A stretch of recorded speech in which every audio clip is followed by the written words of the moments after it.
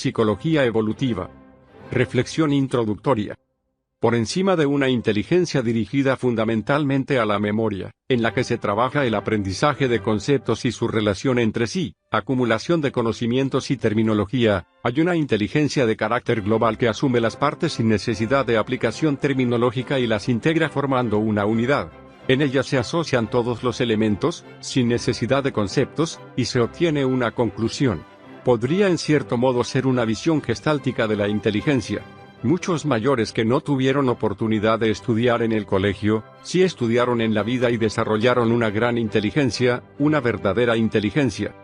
Es posible que en todo esto, juegue un papel muy importante lo perceptivo que uno sea o no, pero lo cierto es que la sensación que se produce es la de descubrimiento de la verdad en sí misma, sin necesidad de nombrar ni analizar cada una de las partes.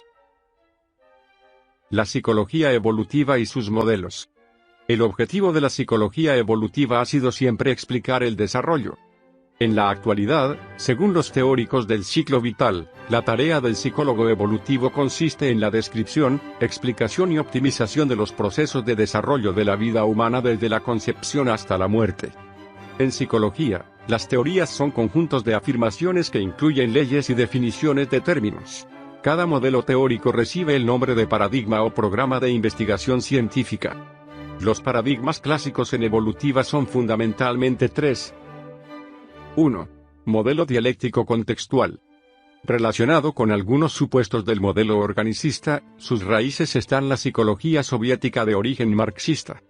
Vygotsky y Wallon son los representantes clásicos de este paradigma. Los teóricos del ciclo vital han asumido las concepciones del modelo. Para ellos existen cambios tanto cuantitativos como cualitativos.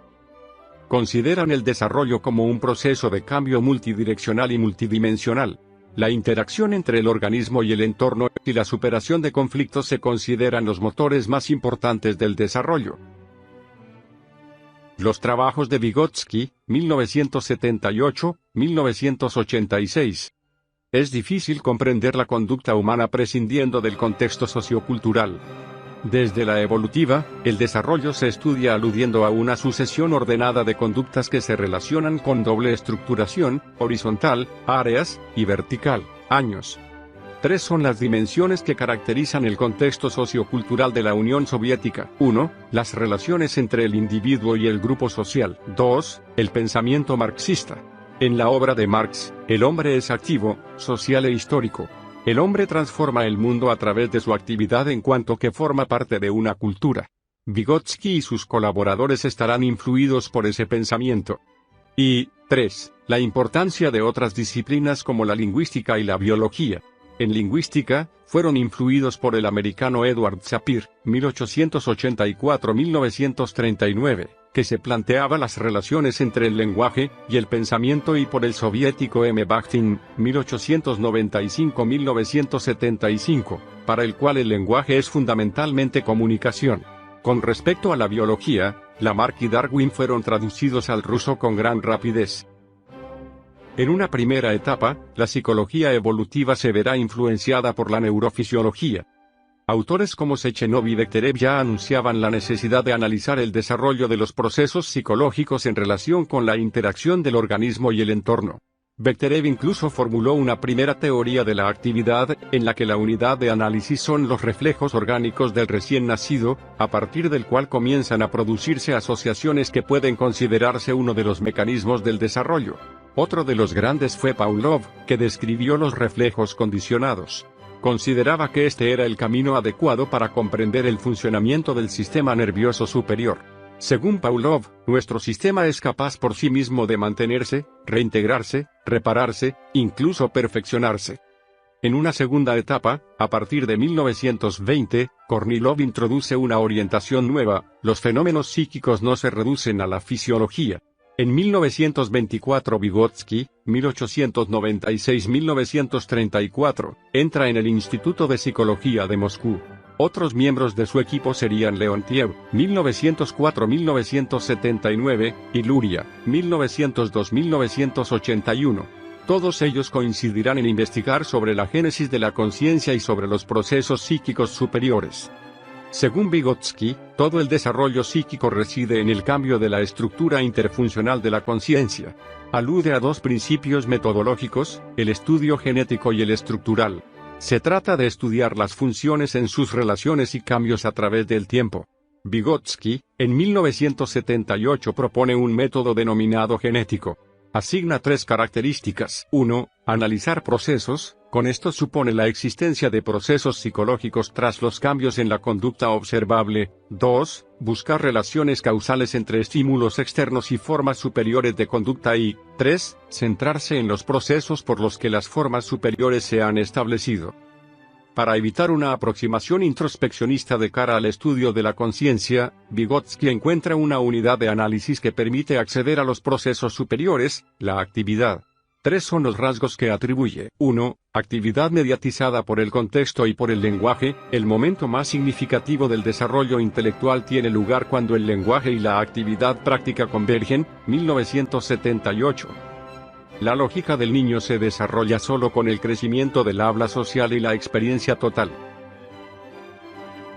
Los procesos superiores del pensamiento infantil aparecen primero en la vida colectiva y solo posteriormente desarrollan la reflexión individual. 1981. En definitiva, se trata de la reconstrucción interna de una operación externa. 2. Actividad desde un enfoque genético y en relación a un marco sociocultural. Tanto Vygotsky como Piaget, que luego veremos, aceptan la existencia de cambios cualitativos en el desarrollo, que se producen en relación con procesos de adaptación y que implican la superación de una serie de conflictos que presenta el medio.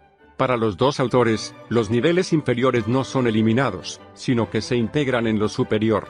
Para Vygotsky los procesos de aprendizaje y desarrollo son complementarios e incluso interactúan.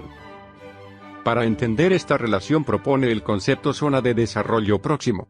Esta puede considerarse como un puente, no es otra cosa que la distancia entre el nivel real de desarrollo, capacidad independiente, y el nivel de desarrollo potencial, capacidad bajo la guía de un adulto o un compañero más adelantado. Según esto, los niños mejoran cuando dicha actividad se realiza en un contexto social. Y 3. Actividad en relación con una meta consciente. Todo lo que el niño realiza en el exterior va siendo progresivamente internalizado. Para Leontiev no solo era importante el medio social en el que el hombre trabaja, sino el significado que el medio físico puede tener para el sujeto. De esta forma, determinadas actividades, que responden a determinadas necesidades del sujeto, finalizan cuando la necesidad se satisface. Lo que diferencia a esas actividades son sus objetos, materiales e ideales, a los que se denominan motivos. Según Leontiev, 1981, no puede existir actividad sin un motivo. Contexto, desarrollo y psicología occidental. 1. Henry Wallon, 1892-1962. Psicólogo francés representante de la psicología marxista occidental. Su exposición la podemos resumir en 3 puntos. 1. Wallon considera a la dialéctica el punto de apoyo desde el que se elabora la psicología. Esta psicología que elaboró era genética. En ella convergen las ciencias naturales como las ciencias sociales, es decir, su objeto es biológico y social. 2. Wallon se refiere a 2 tipos de elementos que configuran el ambiente, las personas y los objetos. La estructura del grupo reacciona sobre las relaciones individuales. Existe una huella diferente del grupo sobre cada uno de los individuos. Los objetos son el símbolo de situaciones que ejercen una influencia sobre el desarrollo. Es la significación que tienen para el sujeto. 3. El papel que ejerce el medio. El modelo de Wallon propone una serie de estadios sucesivos, cada uno con una actividad preponderante. El desarrollo de la personalidad a través de los estadios se produce en relación con determinadas transformaciones de personalidad que se traducen en conflictos y crisis que habrán de ser superados en un nuevo estadio. 2. El modelo ecológico, Bronfenbrenner. Se puede decir que es otra forma de aproximarse a la relación contexto-desarrollo marxista. Para él es importante observar aspectos que en los anteriores modelos no se habían contemplado, como las actividades cognitivas de los padres o de otros agentes sociales, las actividades de socialización relacionadas con los diferentes entornos, clase social, etnia o estructura familiar. Para estudiar la incidencia del entorno en el desarrollo, Bronfenbrenner propone diferentes niveles de análisis. En ellos se tiene en cuenta tanto los aspectos sociales como los físicos del entorno. Así tenemos. Primer nivel, microsistema. Se define como patrón de actividades, roles y relaciones interpersonales en un escenario. Un escenario es un lugar donde la gente puede mantener interacciones cara a cara. 1983. Para Bronfenbrenner, la dificultad del modelo reside en que el niño pueda generalizar lo que hace en un escenario a otro. Segundo nivel, mesosistema. Un diseño de investigación que trae al desarrollo como una función de los procesos que ocurren en dos o más escenarios. Se trata de considerar el impacto sobre el desarrollo de esos escenarios. Cuando un niño tiene dificultades de adaptarse a un nuevo escenario, la presencia en él de alguien familiar facilita esa adaptación. Tercer nivel, ecosistema. Considerado como contexto externo del desarrollo humano. Trataría de incorporar dimensiones del entorno que no están presentes en el mesosistema. En realidad, en la exposición del modelo se ve cómo está condicionado por el contexto en el que surge, que es el entorno sociocultural norteamericano de los años 70 y 80. 2. Modelo organicista. Parte de que el organismo es vivo y activo y el hombre construye su conocimiento a partir de su actividad sobre la realidad. La totalidad es más que la suma de sus partes. Piaget y Werner son dos de sus representantes. Para este modelo, el desarrollo supone la existencia de estadios diferenciales con un estadio final o meta. Este carácter finalista supone una dirección principal en el desarrollo. La teoría de Piaget, 1896-1980. Piaget se propuso averiguar cómo el conocimiento se incrementa tanto en el nivel de la especie como en el del individuo. De esta manera, los dos campos de estudio de esta nueva disciplina, la epistemología genética, quedaban constituidos por el estudio del desarrollo y acumulación de conocimientos de la especie humana, historia de la ciencia, y por otro lado el estudio de la formación de los conocimientos en el niño, psicología evolutiva. Epistemología genética igual historia de la ciencia más psicología evolutiva. Fue un autor americano, Baldwin, 1861-1934, el que influyó en las teorías piagetianas, y del que toma ideas como el desarrollo en estadios y el de conectar biología y psicología. Para lograr conexión entre desarrollo filogenético y ontogenético, Piaget, 1967, recurre al biólogo C.H. Waddington. Para este, el fenotipo no es una pura manifestación superficial del genotipo sino resultado de un proceso autorregulatorio en el que tiene un papel activo, pudiendo transformar el propio ambiente. Características generales de la teoría. A. Intelectualismo. Para Piaget, los aspectos intelectuales tienen una importancia especial. Este intelectualismo va unido a una concepción individualista en el que la interacción social y el lenguaje tienen un papel muy reducido.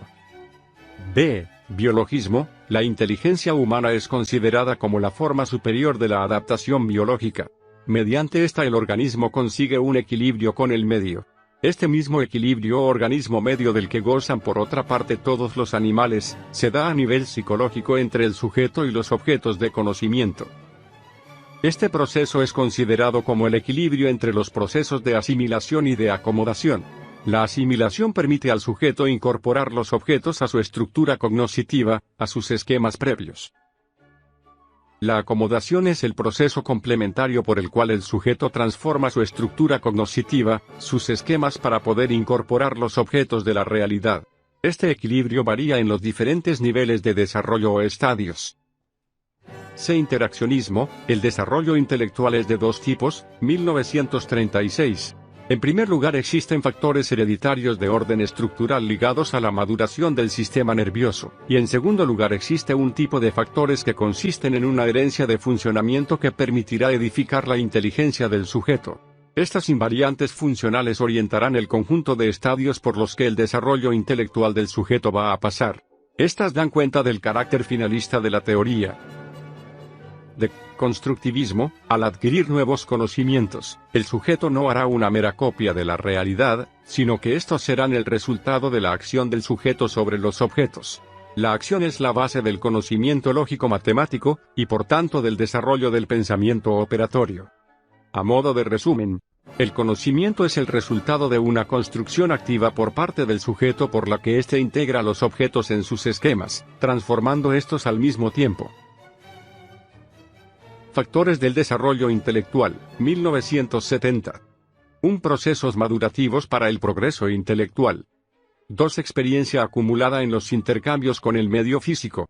Esta experiencia consolida los esquemas ya adquiridos, permite extraer información de los objetos mediante abstracción simple e información de las acciones del sujeto sobre los mismos mediante abstracción reflexiva. Esto último tiene gran importancia en el desarrollo del conocimiento lógico-matemático. 3. Experiencia social y su vehículo, el lenguaje.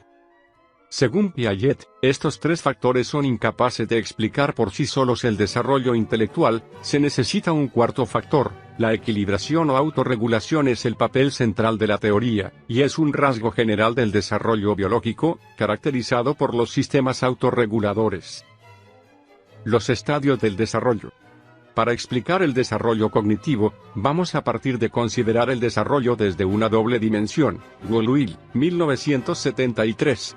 Estructuración horizontal para referirse a la organización de conductas y procesos cognitivos que el sujeto ha logrado en un momento dado, y estructuración vertical que se refiere a la explicación de los procesos de cambio, de tránsito entre un estadio y otro. Esta doble dimensión aparece en Piaget con el nombre de estructuralismo genético. Un concepto fundamental en la teoría es el de estructura. Las estructuras son instrumentos que permiten al psicólogo describir la conducta de un sujeto en un momento de desarrollo. El estudio del desarrollo intelectual permite distinguir la existencia de tres estructuras o estadios. Un período sensomotor está marcado por la aparición de destrezas y habilidades sensomotoras que alcanzarán su cima alrededor de los 18 meses. 2. Operaciones concretas, caracterizado por la aparición de la función simbólica o semiótica, es decir, la capacidad de representación en el niño. Tiene una primera etapa preoperacional, caracterizado por un pensamiento intuitivo, prelógico, y una segunda etapa a partir de los de 6 a 7 años, en la que el niño es capaz de realizar acciones mentales, operaciones, que muestran ya un pensamiento lógico. 3. Operaciones formales. A partir de los de 12 a 15 años, el adolescente va a ser capaz de un pensamiento lógico a partir de hipótesis verbales. Su rasgo principal es su carácter abstracto. Estos tres estadios tienen un orden de sucesión exacto, y no la edad a la que se alcanzan. Cada estadio tiene una estructura que le define, y cada estadio integra las características del anterior. El problema principal de estos estadios es poder explicar los mecanismos de transición. Para Piaget, la clave para explicar la génesis de nuevos estadios reside en los procesos de equilibrio. El cambio tendría lugar con los desequilibrios que obligarían al sujeto a intentar superarlos buscando otra dirección. 1975. Problemas de la teoría. 1. Se le critica falta de rigor experimental a la Escuela de Ginebra. Piaget desarrolla su teoría partiendo del estudio detallado de sus tres hijos. Su método, por tanto, es más observacional que científico. 2. La imposibilidad de dar cuenta de los procesos. 3. Hay factores como las características y el contenido de la tarea a los que la teoría piagetiana presta poca atención. 4. Muchos estudios han mostrado una competencia por parte de los niños superior a la prevista por Piaget. 5. Dificultad de operativizar los procesos de transición entre un estadio y otro. Con todos estos problemas, la noción de estructura queda afectada por poner de manifiesto la menor homogeneidad que postula la teoría. 3. Modelo mecanicista. En el que el ser humano es reactivo ante las fuerzas externas, aunque se le niega un papel activo en su relación con el medio. Está representado por las teorías conductistas, y por los enfoques cognitivos del procesamiento de información. Según ellos, no se producen transformaciones cualitativas, y no existe un papel activo en la adquisición de los conocimientos. Teorías del procesamiento de información, PI. Parten del ser humano como un sistema cognitivo capaz de procesar, almacenar y recuperar información. Utilizan la metáfora del ordenador. El origen de estas teorías está a partir de la Segunda Guerra Mundial, en la década de los 50, en la llamada Revolución Cognitiva, Gardner, 1985. Muchos autores con muchas influencias se dieron en esta época.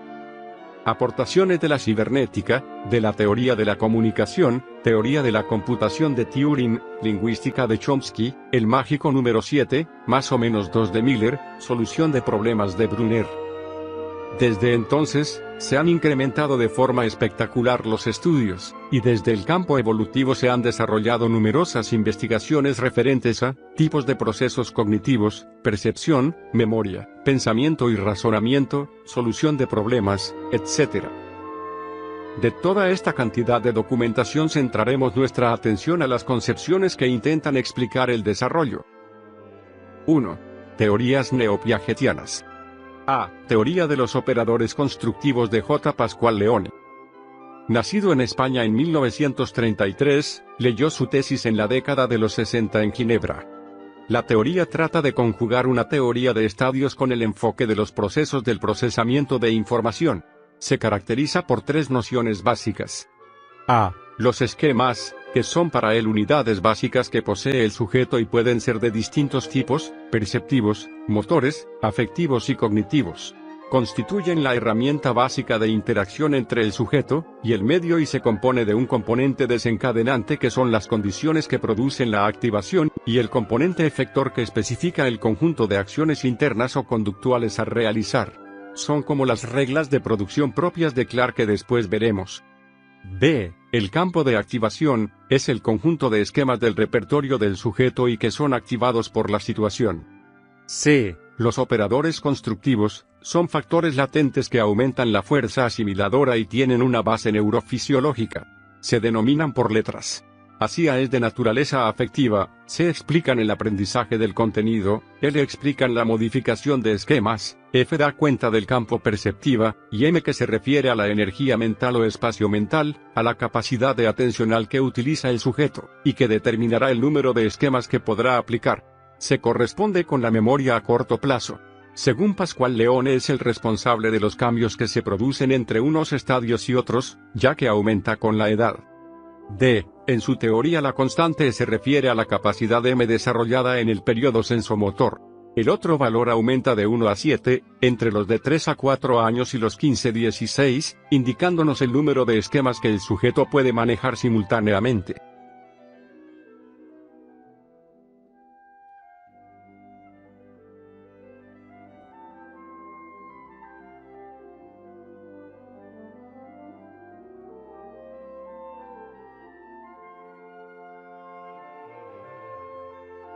Esta teoría va a permitir explicar los desfases en tareas como la conservación. No obstante, esta concepción sobre el aumento con la edad de la capacidad de la memoria operativa ha sido puesta en cuestión por investigaciones. Case quizás sea el más representativo. B. La teoría de Case. Robbie Case fue colaborador de Pascual Leone. En su teoría confluyen los enfoques del procesamiento de información y las concepciones de Piaget. A la vez incorpora conceptos de otros enfoques como lenguaje, cultura y la interacción social, que tienen su origen en las teorías de Vygotsky y Brunner. Case considera el desarrollo a través de estadios al igual que Piaget. Estos estadios están caracterizados por las estructuras mentales. La diferencia entre ellos está en la caracterización de las estructuras mentales propias de cada estadio, y en los mecanismos de transición entre un estadio y otro. Las estrategias de control de cada estadio se van haciendo cada vez más complejas mediante la adición de nuevos elementos. Cada estadio está formado por estructuras ejecutivas de control específicas que están ensambladas independientemente. 1984. Esto le permite explicar los desfases horizontales y las bajas correlaciones entre tareas, manteniendo al mismo tiempo la cohesión estructural intraestadio. Según Case existen 4 niveles del desarrollo cognitivo o tipos de operaciones intelectuales básicas jerárquicas.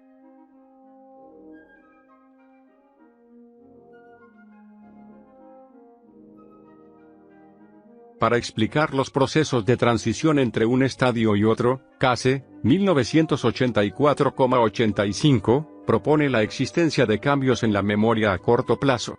La diferencia con Pascual Leone reside en que el espacio total de procesamiento, ETP, no aumenta con la edad. Para Case el ETP está formado por el espacio dedicado a las operaciones, EOP, y el espacio disponible en el almacén a corto plazo, ACP, según lo siguiente. ETP igual EOP más ACP.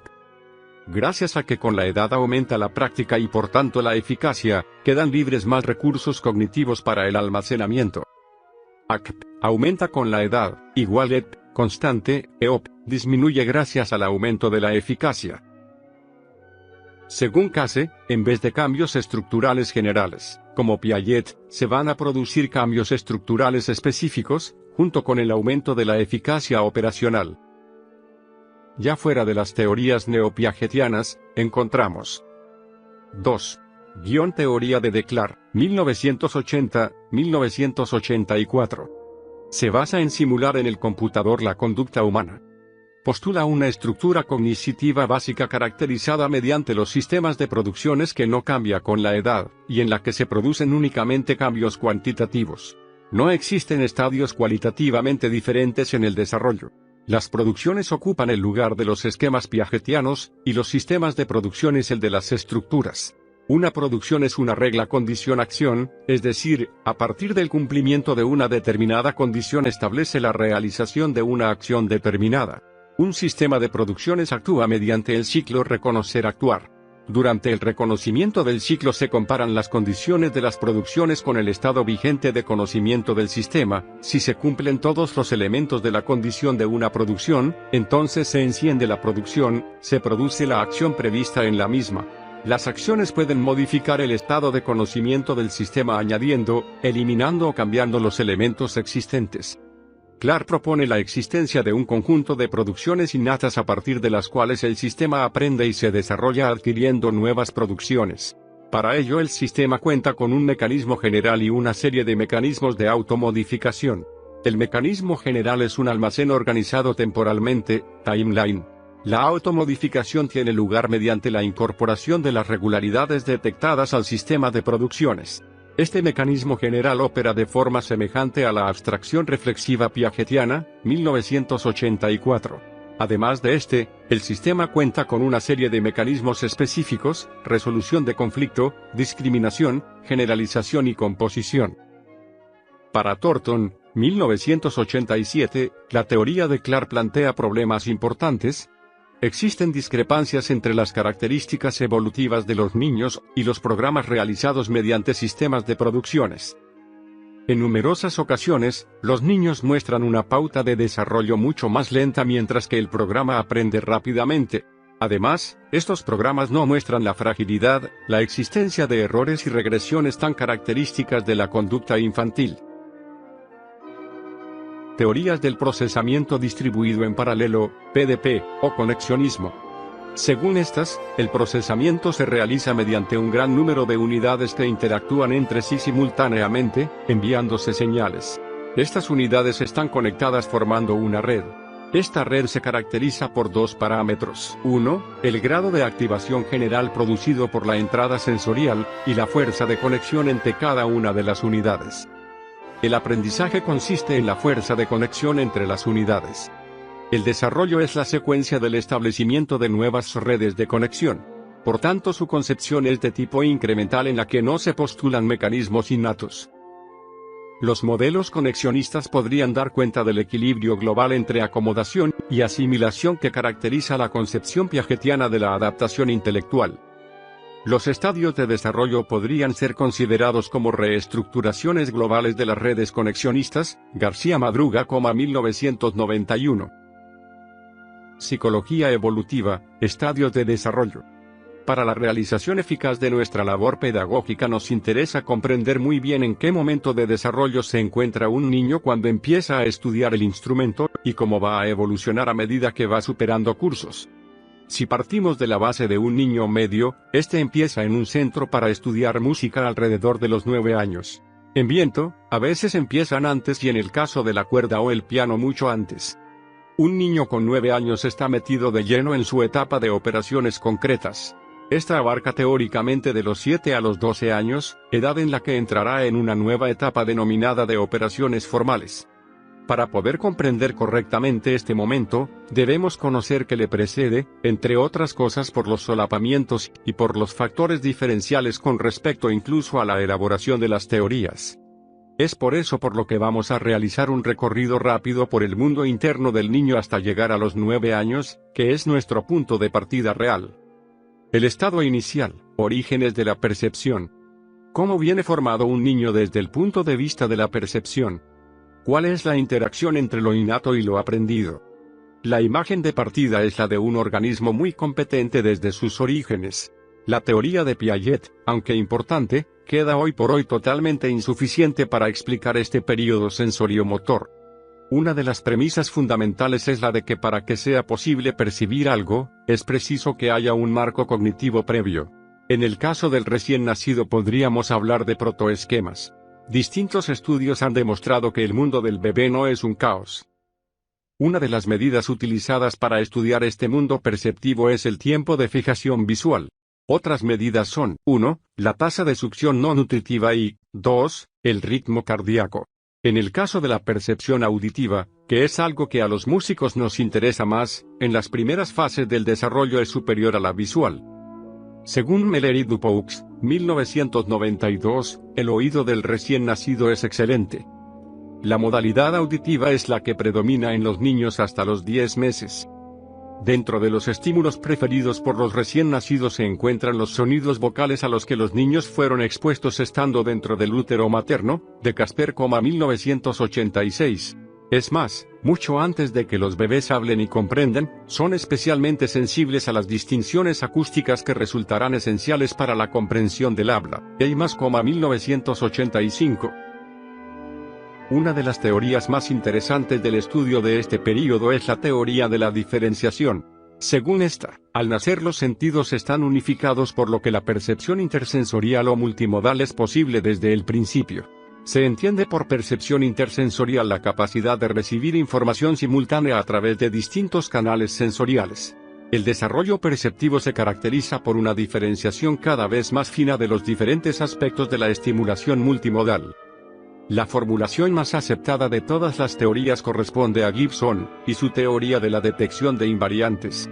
Partiendo de este punto, se han desarrollado diseños en los que se han integrado exploración auditiva y visual, vista y exploración bucal, tacto y vista, incluso entre la información propioceptiva, la procedente de los músculos y articulaciones, y la visual.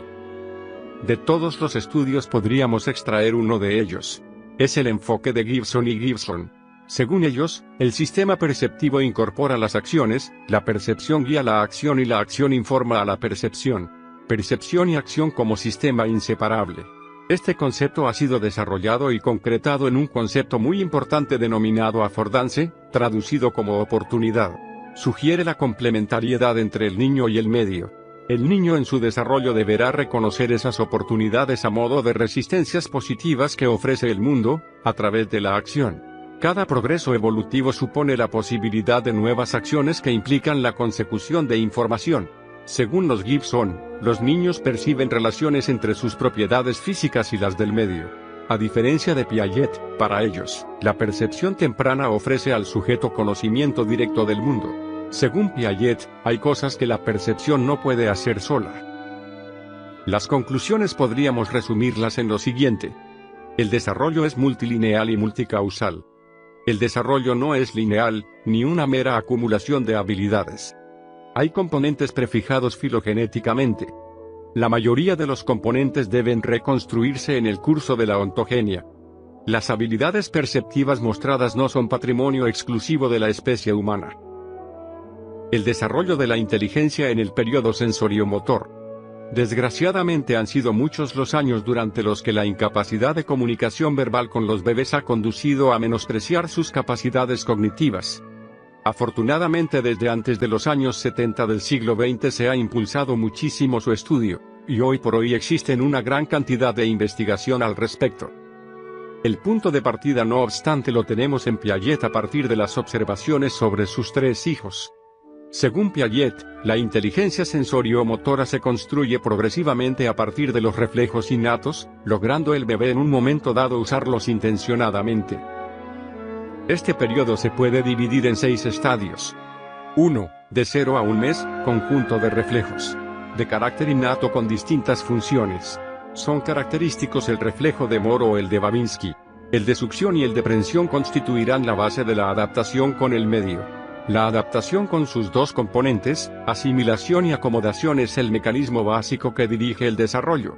Aún es demasiado pronto para diferenciarlas. 2. De 1 a 4 meses, primeras adquisiciones y reacción circular primaria. Se adquieren los primeros hábitos pero aún sin intencionalidad. Para Piaget, reacción circular es el ejercicio funcional cuyo fin es mantener o descubrir otra vez un resultado nuevo. Ya aparece la acomodación. Un ejemplo claro es el chuparse los pulgares, derivado del reflejo de succión. Esta nueva conducta se repetirá hasta consolidarse y se establezca un esquema nuevo. Resumen: 1. Aparecen los primeros hábitos, las primeras adaptaciones. 2. Se diferencia entre asimilación y acomodación. 3. Surgen las reacciones circulares, mecanismo que propicia la adquisición de las adaptaciones. 3. De 4 a 8 meses, las reacciones circulares secundarias. En este estadio la adquisición de esquemas no solo se van a centrar en el cuerpo, sino también en relación con los objetos del mundo exterior. En realidad, el funcionamiento es que partiendo de una reacción circular primaria se adquiere mediante acomodación una reacción circular secundaria. La gran importancia de las secundarias reside en que en ellas se basa la exploración que el bebé realiza del medio ambiente en el que está inmerso, y esta exploración está en el origen de importantes desarrollos intelectuales. En estos momentos, para poder prolongar los espectáculos interesantes que le ofrece el medio, como es el caso de ponerle ante él un objeto, el bebé va a poner en práctica todos los procedimientos que ha aprendido. Agitará sus brazos, golpeará las mantas, sacudirá la cabeza, se arqueará, etc. Piaget, 1936. El nacimiento de la inteligencia en el niño. 4. De 8 a 12 meses, la coordinación de esquemas secundarios y su aplicación a situaciones nuevas. El niño va a coordinar sus esquemas para conseguir un fin. A partir de aquí la conducta es totalmente intencional, constituyendo los primeros actos de inteligencia propiamente dicha. Un ejemplo es el de querer coger un objeto, y golpear a otro para apartarlo y así conseguir el objeto deseado.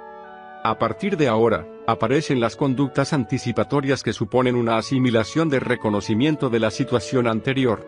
Un ejemplo es cuando un niño llora si un adulto que estaba sentado a su lado se levanta, anticipando así su partida. Esto no significa todavía una representación, cuestión que el niño alcanzará al terminar el período. 5. De 12 a 18 meses, la reacción circular terciaria y el descubrimiento de nuevos medios a través de la experimentación activa. La característica principal de este estadio es la constitución de nuevos esquemas mediante experimentación activa, lo que permitirá la coordinación entre esquemas. Piaget relata cómo uno de sus hijos deja caer un objeto, y cuando el objeto cae en una posición nueva, vuelve a dejarlo caer en el mismo sitio. El niño introduce variaciones, tratando de provocar nuevos resultados, experimentando. Cada modificación supone una acomodación del esquema terciario. Esto le va a permitir al niño resolver problemas mediante nuevos medios. Un ejemplo, el niño acerca un objeto que no está a su alcance utilizando un palo. Es una habilidad instrumental. 6. De 18 a 24 meses, invención de nuevos medios a través de combinaciones mentales. En este estadio el niño ya no necesita coordinar esquemas ya conocidos, estadio 4, ni descubrir mediante experimentación, estadio 5. Ahora mediante experimentación interna, combinaciones mentales, puede descubrir la solución al problema. Es descubrir un procedimiento por analogía con otras situaciones, pero sin aprendizaje. Los niños son capaces de construir una representación mental de la tarea e inventar medios para alcanzar la solución. Esta aptitud toma la forma de imágenes simbólicas, y anuncia en el pensamiento propio del período preoperacional. Para Piaget, la representación mental en forma de imagen simbólica precede a la solución del problema y evita la experimentación activa. Esto le abrirá el camino del desarrollo del pensamiento lógico y conceptual. Hasta aquí se ha visto el desarrollo general de la inteligencia sensomotriz. A continuación se va a profundizar en un desarrollo específico, la imitación, tan importante en el estudio de un instrumento.